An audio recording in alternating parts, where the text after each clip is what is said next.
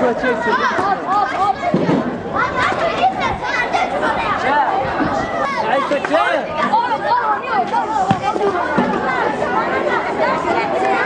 günden beri sularımız akmadığı için yolu kapattık biz. Sesimizi duyurmak amacıyla yolu kapattık biz. Bu yolların ve su durumundan dolayı çocuğum ve ben astım hastası olduk. Raporlarla ben kanıtlayabilirim. Daha sonra ne diyeyim? Lavabolarımız, mutfaklarımız, banyolarımıza girilmez hale geldi. Görüntülemeniz için de izin veriyoruz. Bakabilirsiniz. Ben çocuğumun saçını ıslak mendille silip de okula yollayan bir insanım. Ha, bunu da söyleyeyim, okullarımızda bile su akmıyor. 3 okulun birleşmesinden dolayı meydana geldi 100. yıl. Orada bile sular akmıyor. Çocuğum mikrop yuvasında ya. Ben çocuğumu büyüttüm, Serdar Bey gelsin bu duruma soksun diye mi? Bize hizmet verdiğini iddia ediyor. Bizi mağdur ederek bize hizmet veriyorsa biz böyle hizmeti istemiyoruz.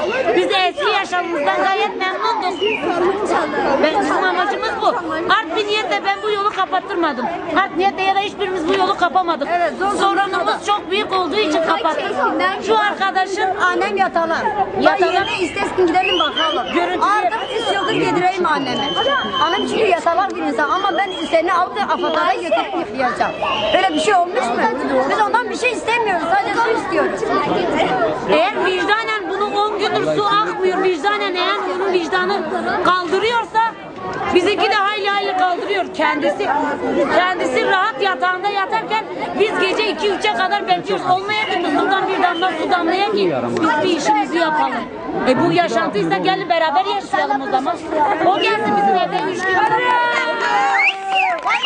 Düğüne gidip mendil sallamakla olmuyor, hizmet istiyoruz. Yollarımızın haline, vallahi hasta olduk hepimiz.